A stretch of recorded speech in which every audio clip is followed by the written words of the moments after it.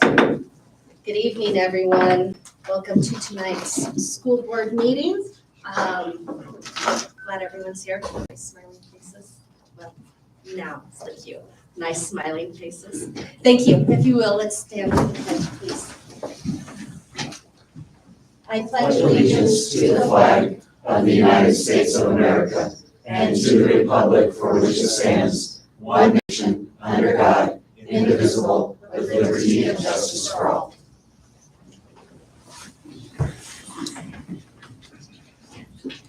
All right, moving forward,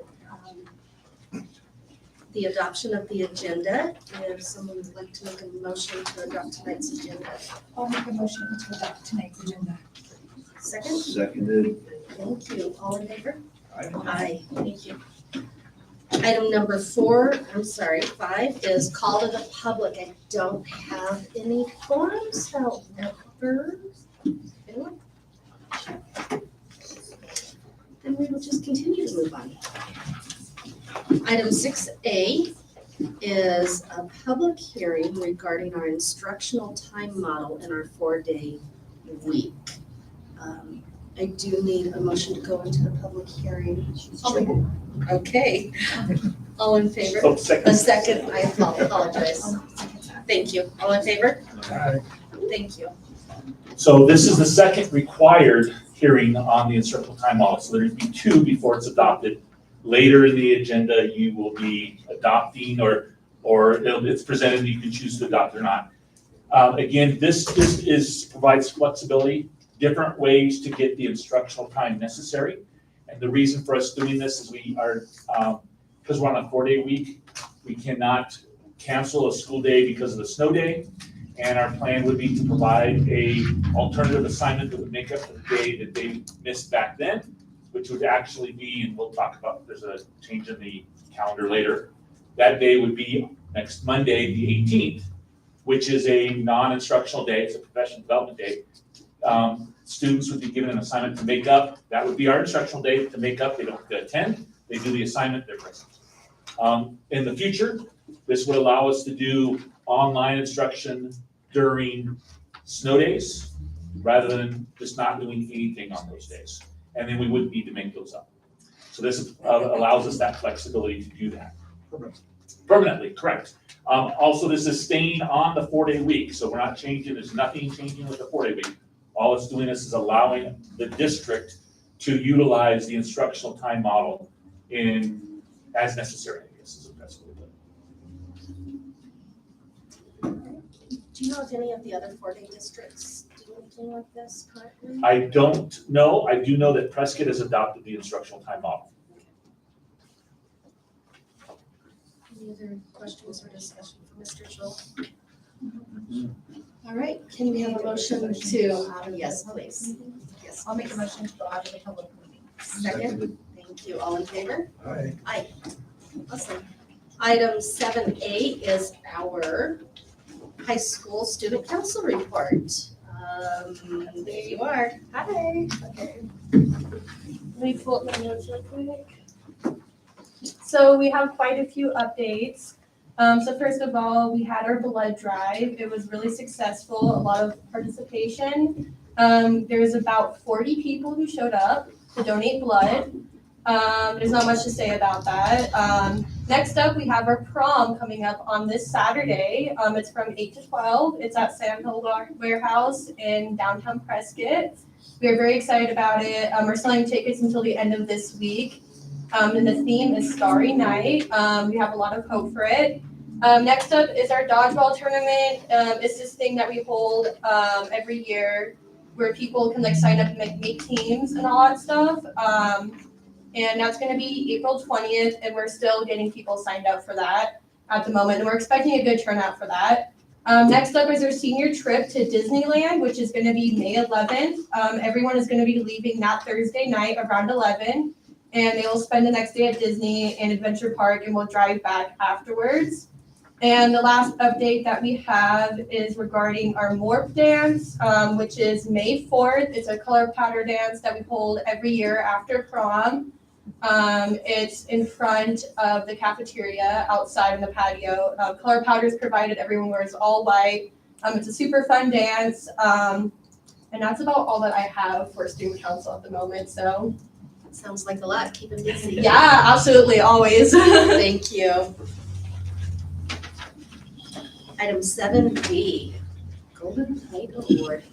All right, I get the pleasure of re-offering the Golden Plate Award. It was already presented to Bertie Boris, who's our teacher in our culinary arts program. So come on up, and why don't you bring your kids.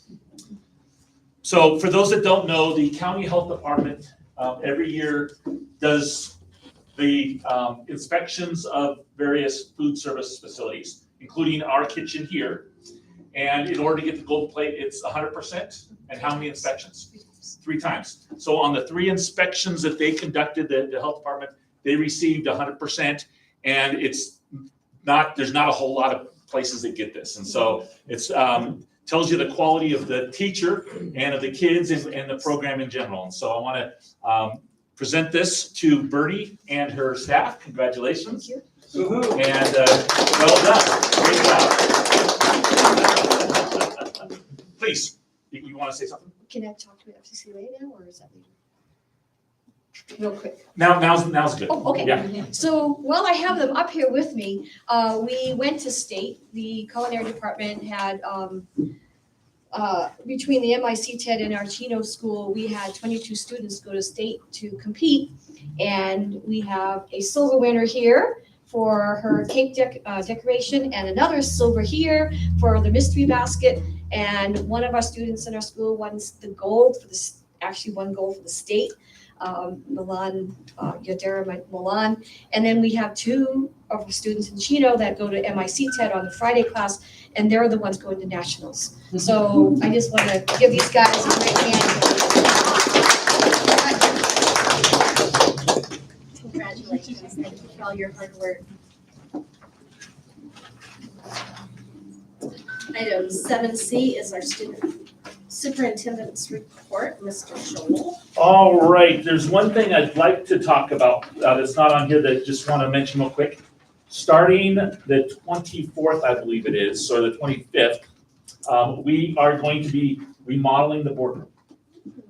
We are using some ESSER funds to provide a better way to communicate with the public, to communicate with other school districts or even between schools. So what's going to happen is there's going to be basically a screen behind you that'll replace the logo, so that when instead of putting stuff up here, it'll go up there for the public, for the audience to see, and there'll be a large screen on that wall back there, so that you guys can see what's up here.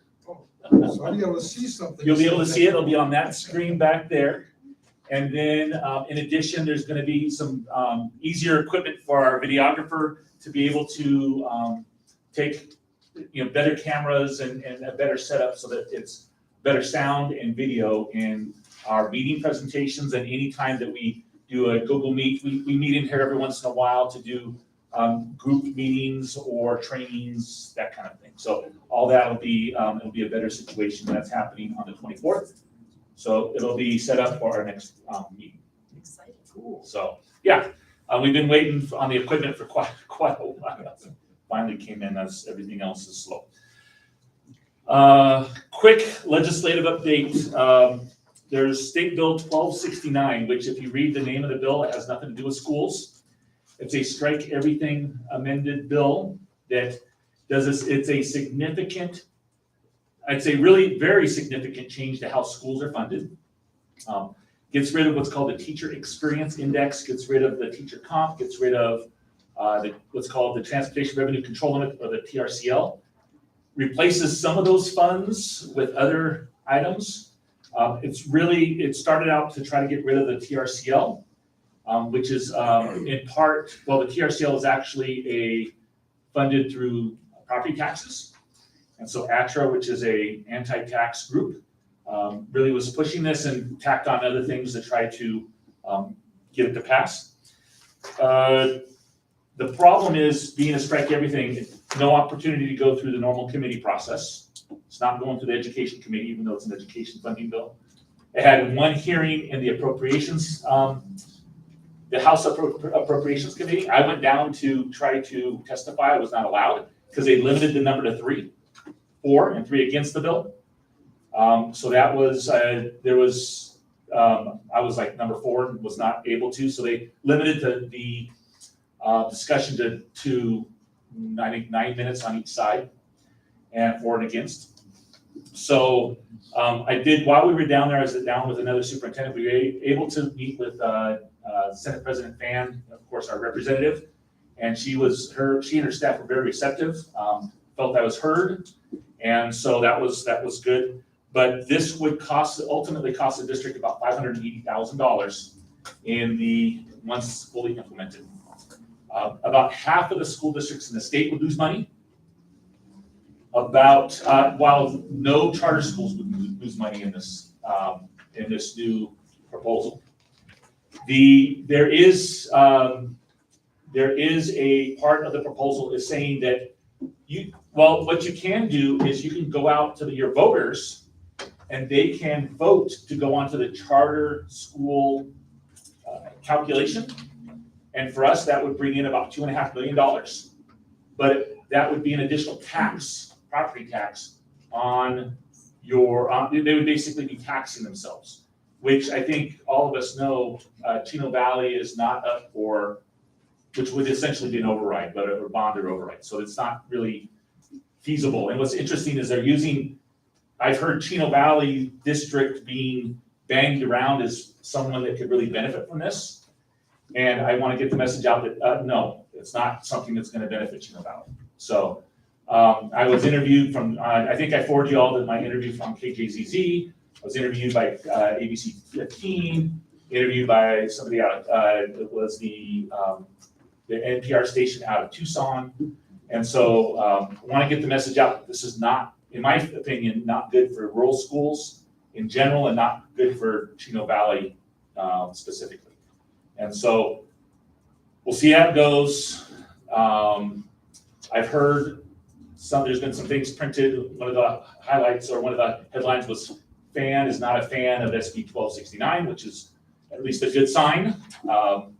And she's saying that it's because it's not good for rural schools. 17 of the 24 schools in Yavapai County would see a decline in the budget because of this.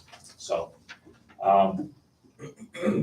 it's not good, and I'll just keep getting the information out that it's not good for rural schools, not good for Chino Valley. So questions on SB 1269? The other one is that is of concern is SB 1211. I am all for transparency. If a parent comes in and wants to says, "What are you teaching in your classroom?" Well, I'm more than happy to address that, or have the principals address it, or have the teachers address it.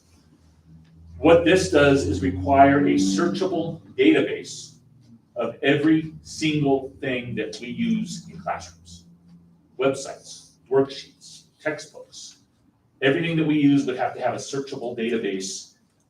The administrative burden that this would put on school districts is just enormous.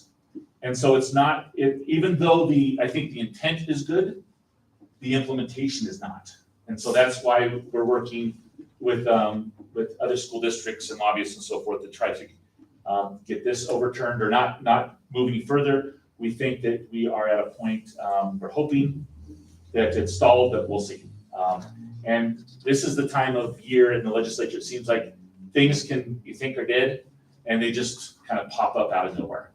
Fortunately, last year, there was a Supreme Court case that said you can't basically add non-budget items to budget bills, which I think is helpful because I could see something like this being negotiated onto a budget bill down the road. So I don't think that will happen. So we'll see if it has any more legs and goes forward. Lastly, there was something that came out about the state budget, which is really in limbo right now. At least on the surface, I can imagine there's a lot of people talking behind the scenes and negotiating. There was a report that came out that says the state is fairly flush with funds, both one-time money and recurring money. And if Prop 208 even continues, it could be even more money, or fails to continue. it could be even more money. So there are some legislators that have said, we have money, we need to get it out to schools. And so we'll see how if that actually comes to fruition or not. But we're hopeful, and we'll see. So that's the legislative update. Any questions? Just an observation. This state has gone from, budgets, deficits and so forth, and a big turnaround. I think one of the major changes is that Arizona, like many states, is now taxing internet sales. Mhm. So our sales taxes, and I'm not sure people realize this, our sales taxes have, increased 50%, something like that? I'm not certain, but that's a good chunk of what this Yeah. this revenue is. And that's an ongoing resource that this state has never had before, because if you look at the numbers, internet sales are 25% of total retail sales. It's an incredible percentage now. We were never able to collect sales tax on it. If you buy anything from Amazon, you're gonna see sales tax tacked on. And I think that's what John is pointing out. We have a new ongoing source of revenue in this state that we ought to be wise in how we tap it as an ongoing source. And I think what John is doing in Phoenix is fantastic, because we need to tap into that as a source of funding for schools. And if you think about it, the maximum that we can get added to our per pupil funding is 2% by statute. Now, they can always do additional bills, or in the budget, they can add money to that, but that's all that the legislature has to do. It's the rate of inflation or 2%.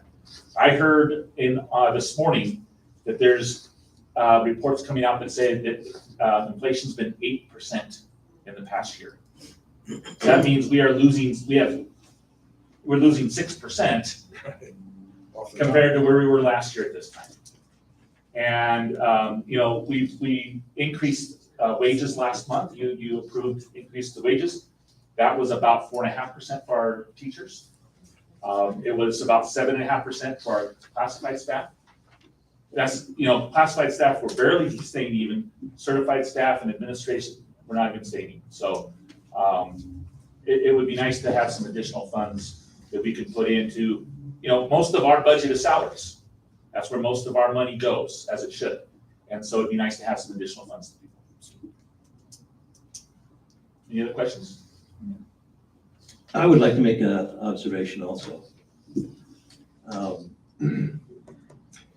With the advent of possibility of the SB 1269, we go from the poorest of the poor to even being poorer, which I think is an unfortunate reality that everyone needs to be aware of.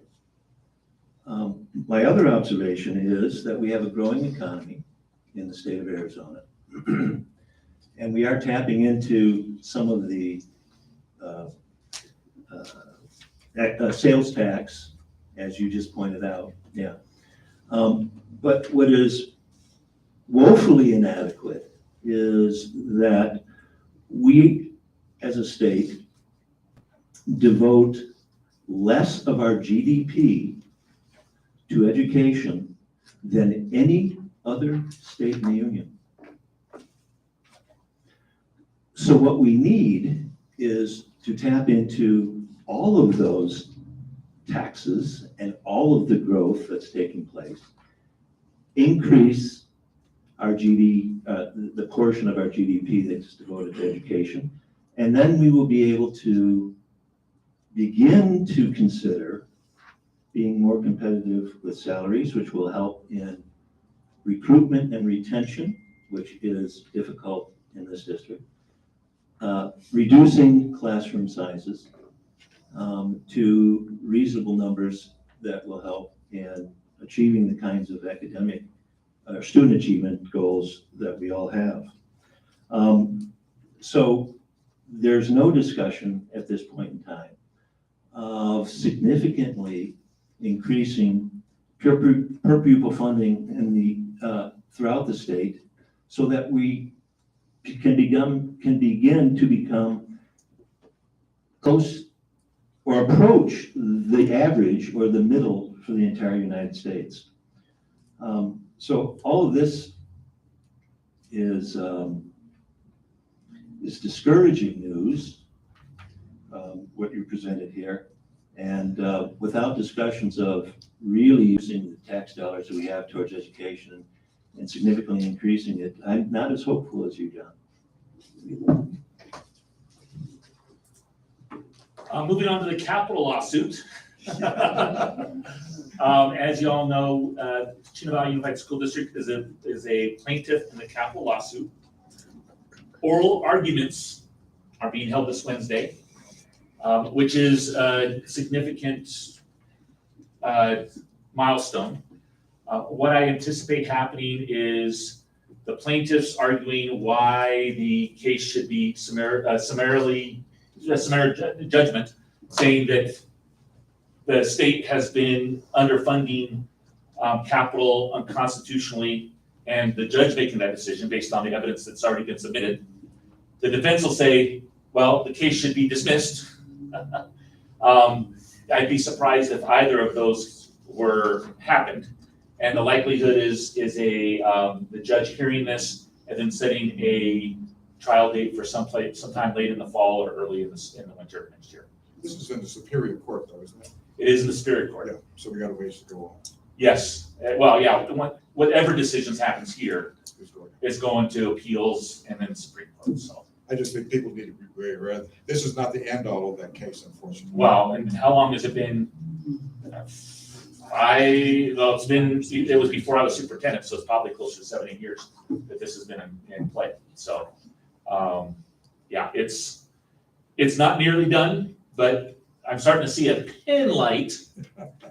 pinhole of light at the end of the tunnel, and not knowing what's on the other end of that tunnel, but I think that we're moving forward, which is a good thing. Lastly, you on the consent agenda, you all will be considering a contract for Sodexo. I want to, Ben Montgomery's here from Sodexo. He's our general manager. I want to congratulate them on the potential approval for the contract. We've been partners with Sodexo for 11 years and looking forward to another 5 years. And they've done their RFP, went through the review process and came up to be the most adequate for the district. And so I want to congratulate Sodexo for getting that agreement, or of winning that RFP, we'll say, is the best way to play it. 'Cause, I was not part of it on purpose, but I was glad to hear what the result was. So and that's all I've got, unless there's any questions. Thank you. Item 7D1 and D2, Mr. Livingston, please. Great, okay. Madam President, members of the board, administration, staff, ladies and gentlemen, the month of March 31st, 2022 is over. The expenses are in and finalized, the revenues in and finalized. The reports you have in front of you, I'll just summarize real quickly. Our operating fund, and this came along last year, Mr. Sona questioned me on this, our operating fund shows 1.14% available, and that's with a lot of encumbrances that are still, you could say at this point, overstated. So as those encumbrances get closed, those purchase orders that are open get closed, that amount should rise closer to 4 to maybe 5%. That's what we're looking at. And just to comment, as John remembers, our first get together last year was when our encumbrances were like 3 times what our expenditures were, and he did an incredible job getting those pared down. I was so happy to see this year close to the imbalance, and as you say, we know it's going to disappear as you close stuff out. I was going to congratulate you on that. Thank you. We're in the process of doing that as quickly as possible, getting with our department heads and principals and directors, and just making sure that if they have made the purchases on those purchase orders, we get them closed, and we're real close. Even this Thursday, most of the schools' budgets have been analyzed really closely, and final purchase orders being placed this week to get us through the year. And so you look at 24.4% in our capital budget, and we've still spent nothing in our 620 adjacent rates budget. And just moving a little further, if you look at our Fund 570 on the cash balances worksheet, we spent almost 200,000 this year. We spent 198,000. That came in really handy. That's the one that's got all the Excel data, beginning cash plus revenue minus expenses. If you look at Fund 570, you see that 198,000 spent. And that's, again, very, very helpful. That comes in from our grants. We skim a little bit off the top for administrative costs and they go right into that fund. And just a reminder that the adjacent ways, it's likely we're not gonna spend any money this year. We're saving up money for, to partner with the town on the improvements around territorial. So that's still a few years out. And this will just build up that account. We used a significant amount for the bus lanes behind Del Rio a couple years ago. This, we just building it back up to work around the project around territorial. Just on that same sheet, the 691 sheet, if you look at that sheet that has all your cash balances, and it's the one that this morning's looking at right now, this old 691 fund. You see that we've spent 434,000 there, and we have made some progress with our contractors and our architect, and they've looked at a lot of that 434,000 that's been spent in that 691 fund has been spent on EMC2, they're an architect team. I think it's safe to say 380,000 of that 434,000 has gone to them. And they've come up with a solution for our HVAC, and it involves not necessarily rebuilding all of our pre-structured, prefabricated roof structures, not rebuilding and taking apart those structures on top and then strengthening them. It's simply mounting they're called VRFs, variable refrigeration flow units, and they're ductless and they're much lighter and they wouldn't go on the roof. And so that company, EMC2 Architects, is in the process right now of revising some of their plans because most of what they looked at was how to restructure our prefab roofs. And after really looking closely at that, we thought that might not be the best way to go. They're not designed to hold some heavy weight up there. They're designed to basically hold roof coverings, like just sheet metal steel that they have. So hopefully by the May meeting, we'll have that final drawing and design for the HVAC units, which will probably be this variable refrigerated flow mounted off the building, and it's ductless, and I've got photos and there's websites, you just look at VRF if you Google it, and they're all mounted outside, so that weight will not go on the roof. That's where we're at right now. And we still have to accept their findings and then work with them once that final set of drawings is put in, but that's the direction the School Facilities Board would like to go. John, will we need to then authorize formally the preparation of construction drawings and bidding, or will that be automatic through the state? No, we do that. We hold that, and then we are going to contract with a person that's authorized by SFD. They're called Sunny Path Associates. They'll help us put together a bid program. We'll send it to large HVAC installers. And 3 weeks ago, we actually had HVAC installers here on site. We've had School Facilities Board staff here twice. Actually, they've been here 3 times, school board staff. And we had epoxy folks that could put on all kinds of sealants. The plan would be to seal every one of our surfaces, take the current evap coolers off, seal all the penetrations, and then mount the VRFs on the ground nearby. So technically, we would be managing those Yep. contracts. Yep, we'd be involved in preparing the bid, publishing the bid, receiving the bid responses, selecting contractors, and then SFD will be kind of be with us every step of the way. Thank you. And so that's where we're going. If you look at that 691 fund, I'm just kind of focused on that. You see, we started with $13,161 there. The plan would be to have our maintenance department spend that on local things that meet the definition of school facilities project, district-wide carpeting, district-wide flooring, things like that. And then that's our money. Then we'll have that as a zero balance. We'll bring in all these monies for projects. We'll pay that up. We'll end the year in a zero balance. So that's just a couple years old. And that's really all I had. The ending cash, all funds, is just about $2,999,000. And that balances with both of your cash reports. There's one 3-page cash report, and there's the 1-page report that goes from month to month, and both of those balance. So that's what came in the end of March to start April with, $2,999,000. Any questions on the month ended March 31st? No, thank you.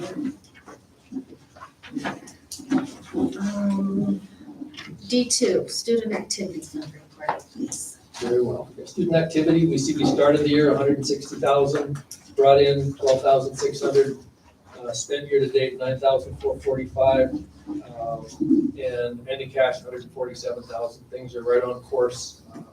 We've got a big trip coming up to Disneyland, May 11th. And there's, I think, 52 students at this point going. Anyone from the high school want to add That's to about that? right, yeah. Right now, we just have one bus because we didn't get enough kids signed up for a second bus, but Thank you. Yeah. Thank you. thank you, So, John. I don't know a lot about how they're all spent, but I can look at the reports and I get involved a little bit in seeing some of these big things and student activities. So it's being monitored well and managed well. Thank you. Any questions for Mr. Livingston? Great, thank you. Then we'll move on to item 7A through H, our consent agenda, which is an action item. I will make a motion to approve the consent agenda. A second? Second. Thank you. All in favor? Aye. Aye. Item 9A is 0.5 FTE, Dean of Students, Mrs. Cox. Good evening. I'm coming to you tonight to ask for an addition of 0.5 FTE Dean of Students with our current enrollment numbers. I have a 0.5 Dean of Students and myself, and I need help. So I'm asking for an addition to make her full-time Dean of Students so she can help with evaluations. And to discipline, we both do discipline, but And do you already have somebody in mind? the current Dean of Students we have half-time. Oh, she's not time. She's actually full-time, but she's splitting her job in as half of her day, well, I don't say, half her job is Dean of Students and half her job is instructional coach. So you'll be actually approving another position later, but that half-time position would go full-time. So same office, same location, same person, just doing a Dean of Students full-time instead of half-time. Gotcha. Okay. Sounds good. Any questions for Mrs. Cox?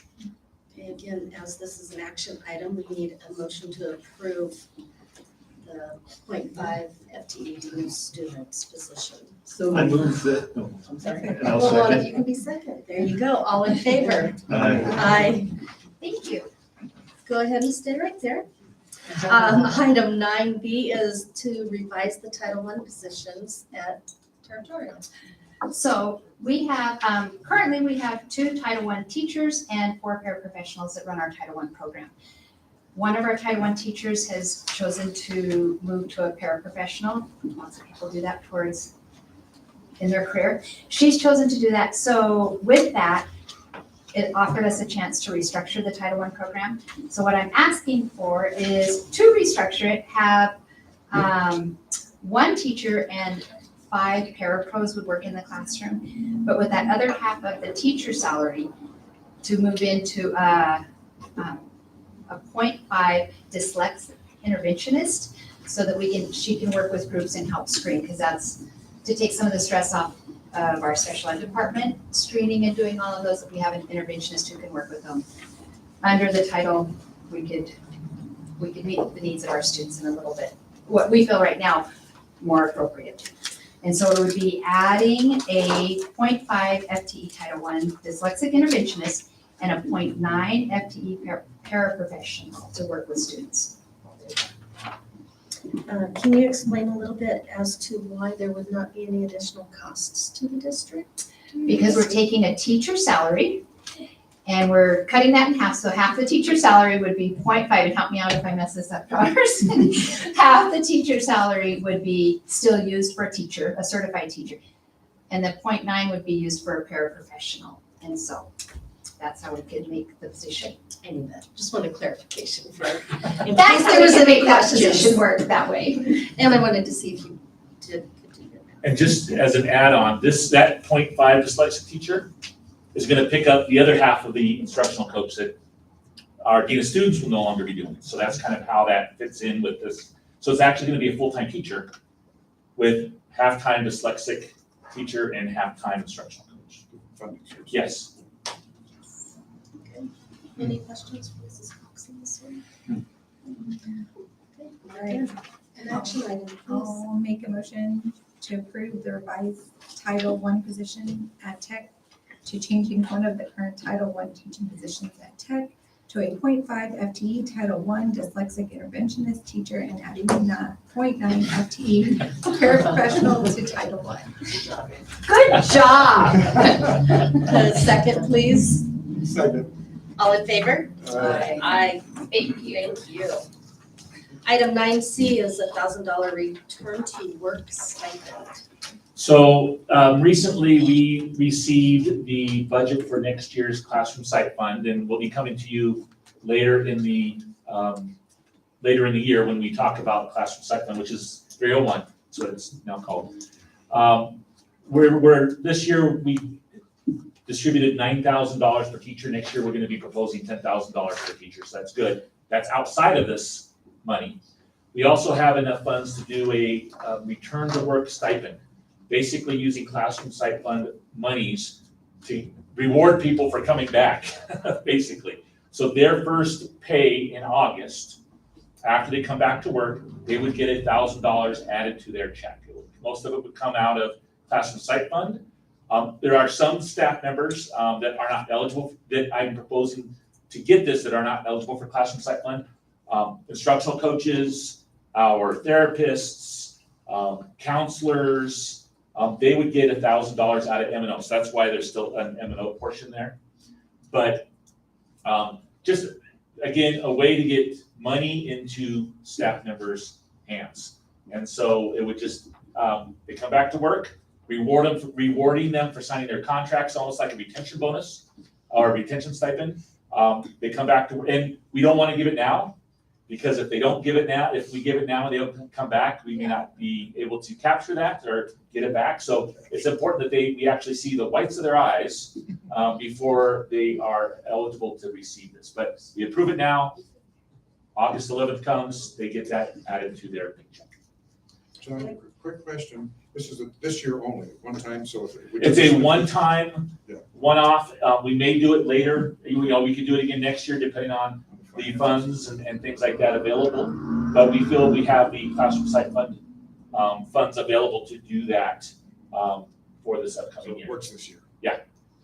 And it's So- in addition, I apologize, to the $10,000 that they will be getting. Correct. It would be $10,000 on top of this $1,000, so it'd be a total of $11,000 that in classroom site fund. Some of these staff members getting this $1,000 won't get the $10,000 because it's already built into their salary. But if they are eligible for classroom site fund, it's $1,000 plus another $10,000. I'm just curious, what portion of the classroom site fund will this make up approximately? Well, you figure that it's 1/11 or so. 1/11? Yeah, so 9%. So I think it's a really great idea because I think considering what our teachers get paid anyways, I think it's a really good idea that we can get money back into their pockets. Unlike some other school districts, 100% of our classroom site fund money goes into the pockets of teachers. We have the ability to use it for other expenses, whether it be health insurance or additional staff or whatever. We have, for many years, not since the beginning, but for many, many years, probably 20 or so, 100% of that money's been going into teachers' pockets. And I think that's, I have no intent of reversing that. That's a significant portion of their salary and they deserve it, so. So the implication here for me is that if you're incentivizing retention through this, that we've got some problems with retention. Well, we average about 25% turnover annually, and this year it's gonna be probably closer to 30. So, absolutely. And part of it is salary, part of it has nothing to do with Chino Valley, part of it is just the education in general. Whether it be low pay or, the kind of stuff that we're talking about going on in the legislature or, whatever. I think it's just, we have people leaving the industry, the profession, for reasons that have nothing to do with Chino Valley, just reasons in general. And so we want to try to incentivize them to sign their contracts, which, by the way, are due today. So, important to take action today. Yeah, well, yeah, you know, I've kind of sent this out, people know it's coming, so, you know, they knew, that it was gonna be a board agenda at some point, some people knew it was gonna be today, so, yeah. And they've got a deadline to get the contracts in? Well, hopefully they've already been in today. Oh, today is the deadline? Today's the deadline, yes. Okay. Yeah. Right. So will you have a report on retention at the next board meeting, Yes, sir. please? Anything else? No, thank you. Can I get a motion, please, to approve this I action will item? gladly approve the return to work stipend for all returning certified staff. Second, please. Second. All in favor? Aye. Aye, thank you. Moving on to tonight's personnel report. Again, Mr. Schroeder. Again, as always, there is a supplement, so I want to make sure you refer to the supplement as well. We have 7 new certified, 40 classified, 2 new classified subs, 10 resignations, 3 retiring, 5 certified changes, 12 classified changes, 1 extra duty, 1 coach, and a slew of timesheets. That's what I'm gonna call it. There's 108 if you want to know the actual number. Ms. slew. Works. I do want to recognize somebody on our, let's see, where is this person? Is it on the supplement? No. Oh, that is a number three. supplement. No, Yes. Number 3, it's number 3. Number 3, he's in the room. Ed Moody is our new principal at Del Rio School, so I want to welcome him. And his wife Kira is here as well, so I want to welcome her as well. We're excited that, for him to start at Del Rio. I know that the date, I believe, middle of June is our target date to have him begin. He is spending time Wednesday at the Del Rio campus. He is spending time Monday at the Del Rio campus also, I believe. So he's getting his feet wet and getting to know the staff, and I think he has all kinds of plans for some barbecuing as well, I heard. A nice mobile barbecue. So it was a tough decision, and ultimately it was my decision.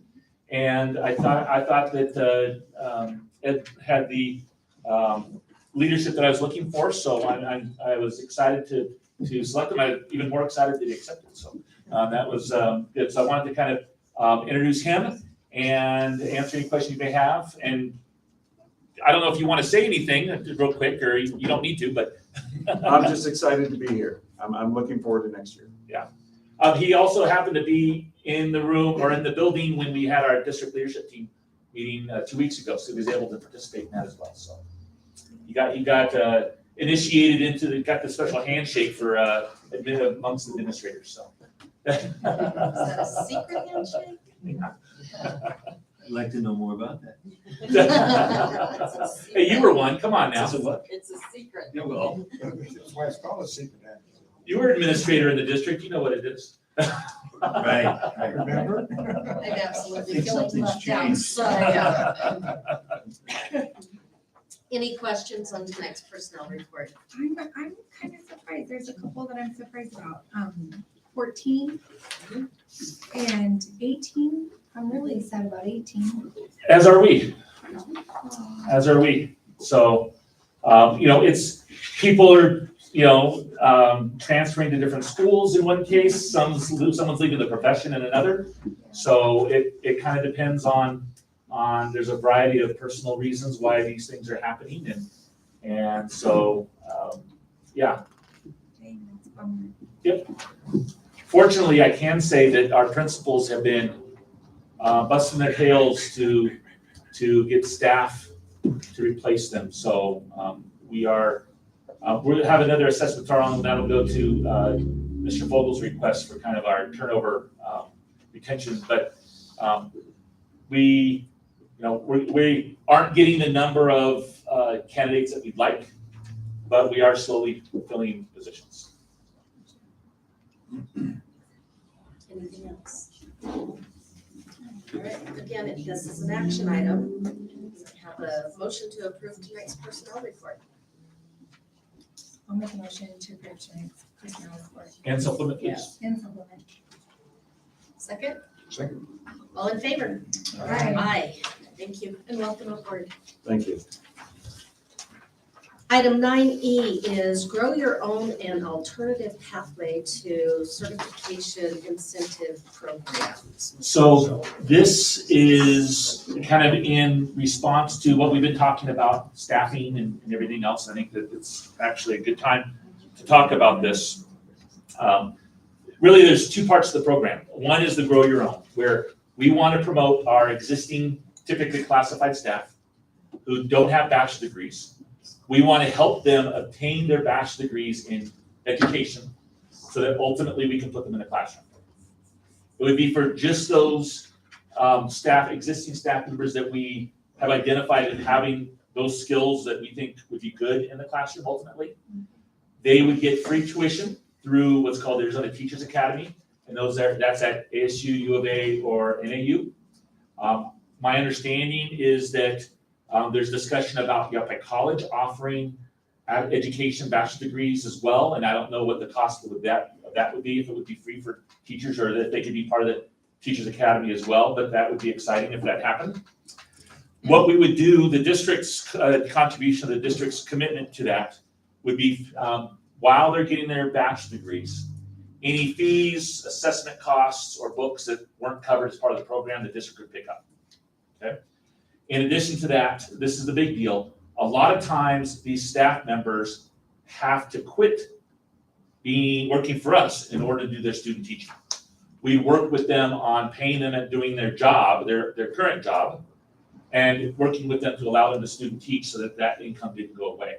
I also had a conversation with a staff member from NAU that says there's actually a way that we can give them a certificate even before, a regular teaching certificate, even before they get their bachelor's degree, and they can be in the classroom and can start paying them as a teacher while they're doing their student teaching. So that's one thing that we also look into.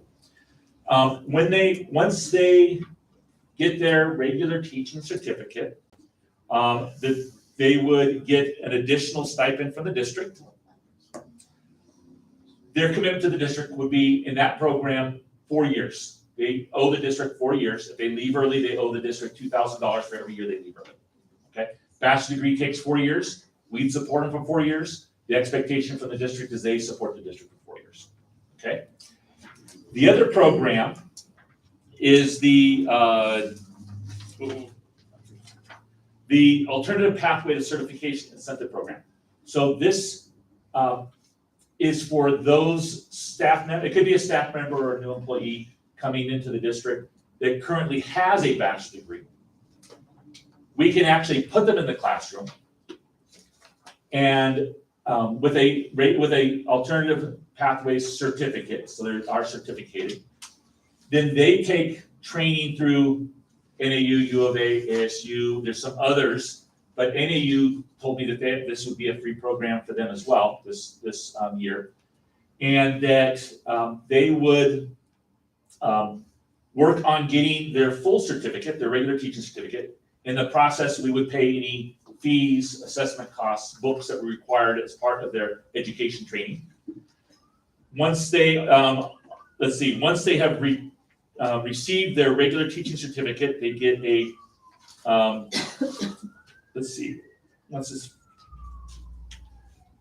their stipend amount would be $4,000, I believe.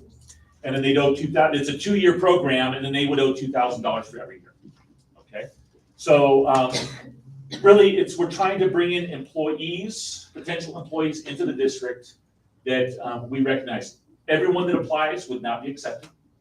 We need to focus this on those that we will have a high likelihood of success.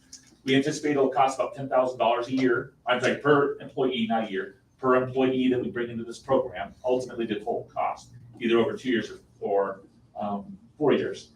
But it could bring, the focus would be on those already living in the community. And hopefully once they go through the program, they stay in the community and want to continue to work for youth schools. Well, that would be the hope. Yes. So that's what these two programs are all about. So John, presented this to me on Thursday, and this being my second term, I have seen a lot of programs come through that we have approved. I don't know that I've ever been as excited over a program as this. This is just, like you said, it keeps it in the community. It helps them grow professionally, and we just might get some good teachers out of it. I'm excited. Any other comments or questions? I would echo that. I would applaud the concept and the leadership that's bringing it to fruition. I'm gonna vote yay for it, no doubt about it. No, I have to agree. I think I read this twice to make sure I was understanding everything. And it is spectacular, this approach. The only question is, John, it's gonna be very time consuming, even from our staff, to, mentor these people and so forth. Do we have an idea of how many people we could, as a practical matter, handle in the program? I don't. I'm thinking about starting small. We're talking less than a handful, at least to kind of get our feet wet and see what kind of commitment there is to them. But right now, we have people that are on the Alternative Pathways program. And so we already have people that are supporting these teachers already. We also have instructional coaches, and that's their job. Their job is to help new teachers in the profession. And so we already have people in place that would be doing this anyway. But I don't see us going with 20 to start. And like I said, less than a handful to see what kind of commitment there is and what kind of success we're seeing. A motion then, please, to pass this fantastic program. I'll make a motion for the approve the Grow Your Own and Alternative Pathway to Certification Incentive Program. A second, please. Second. All in favor? Aye. Aye. Yay. Item 10A, instructional time model and 4-day week. What we just talked about in our public hearing. That's it. Nothing more to add for me. Nothing. Any more questions or pretty clear? No. Okay. Again, an action item. Well, since I'm on a roll, let's just keep going. Thank you. For the approval to use April 18th, 2022, that was designated as a makeup snow day to now make it a remote learning day. Second? Second. All in favor? Hang on. Oops. Can we, Missed something. really, we want approval of the instructional time model in 4-day week is really what we're looking for. I'm sorry. That, Wait, was I not at the Yeah. end? Oh, okay. thank Make a you. motion for the instructional time model in 4-day week. Approval to use April 18th, 2022, that's designated as a makeup snow day to now make it a remote learning day. Okay? Okay, now a second. Thank you. All in favor? Aye, thank you. Item 10B is the revision of our 2021 and 2022 school calendar. So because we have a school calendar that has Monday, a week from today, as a non-instructional day. This is just a revision to the calendar to basically use the snow day as a non-instructional day. We're swapping those 2 days. That's all the only difference that's going on. Makes sense. All right, I'll make a motion for Just the approval of the revised 2021-22 Unified School District school calendar. Second. Seconded. Thank you. All in favor? Aye. Now on to probably the next most exciting thing that I've been involved in. Construction of a Chino Valley High School track and associated financing. So we have, and we talked about this in my evaluation in December. One of my goals prior to retiring was to get a track in place. At the time, we had a quote, I think it was $580,000, give or take, for the track, maybe a little bit less.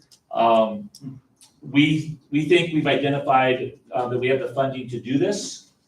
I've got a requote, $680,000. If we don't do this now, before long, it's gonna be $1 million to put a track in. And so, we are proposing to do 8-year finance on this. And so this would be, and they're talking, starting, the guy, I think, hopefully was joking with me, was saying he wants to start tomorrow. But, we need to get the financing in place and a PO cut, but their goal is to construct this and have it done prior to basically the beginning of July when the monsoon starts. I want to allow some time for Marty Campitelli, our athletic director, and Mark Metz, our track coach. They actually went down to Central High School, which is where this picture is from, and saw the track that this company that Sports Services has put in. So if you guys want to come on up and talk a little bit about what you saw down there, that'd be great. Hello. So yeah, last Wednesday, Mark and I got to go down and tour Central High School.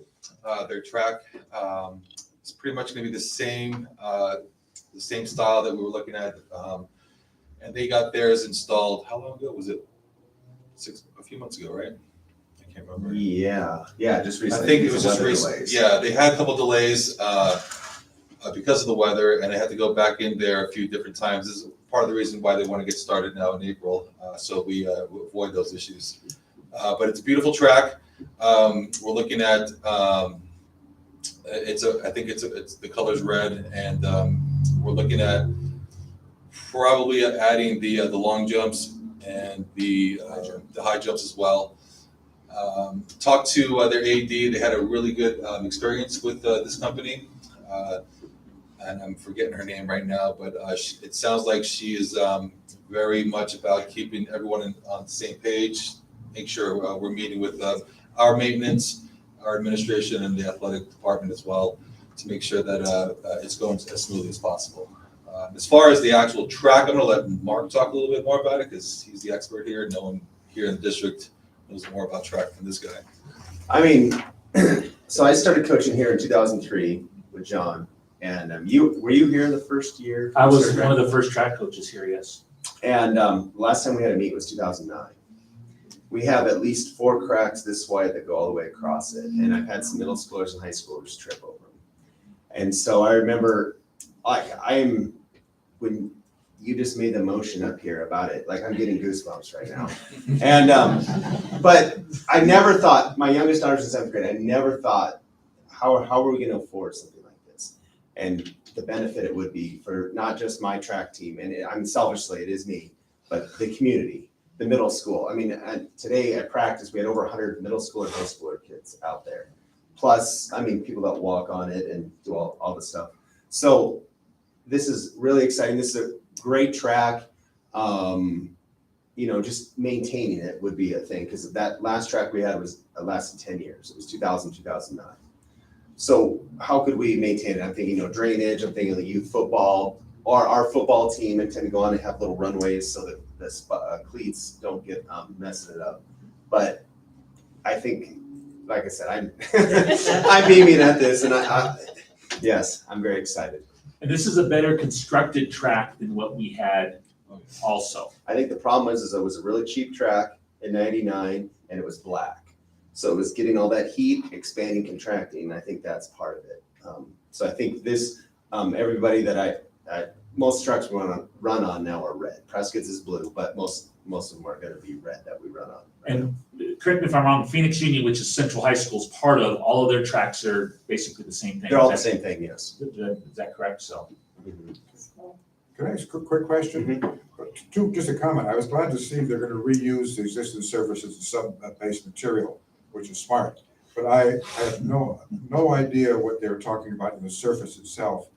What is that? So this polyurethane, basically we just call it rubber track, synthetic. So they used to make out of ground up tires. And then it just coats. So obviously for rain, snows, that we can run on it still. But it's going to be a permeable surface then? No. It's not going to be permeable. So, and it will they'll do it, but it will go off to either side. Okay. It'll probably go away, go toward the bleachers, go to the outside. It's an either or. Yes. Yeah. So and again, you're educating me because I just totally unfamiliar with the description of that surface material. And you're right. The old way of doing the track is I mean, I ran on a dirt track when I was in high school. You're probably And- safer. Yeah, yes, than the one we have now, but yeah, with the weather, obviously, it's kind of hard. They basically build an asphalt road around, that's the track base, and then put this thin rubber coating on top of the asphalt. Well, that's what I was curious about. Yeah. Because I'd never heard about it, but then I'm not interested. Well, in fact, it's gonna be red. Yeah. Now, how long is the process of them redoing it? How long did they say? 6 weeks.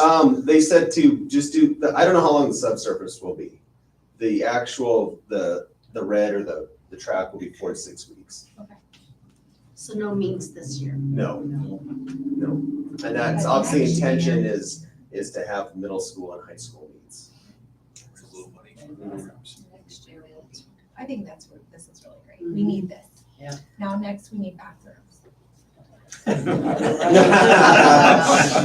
One step at a time. Yeah, one thing at a time. Track's not even in.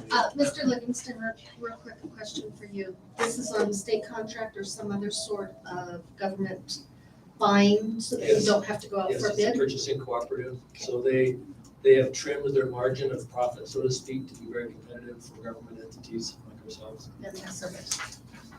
Awesome, this is exciting. Well, I think. I will make a motion to approve the construction of the CVHS track and associated financing. Second.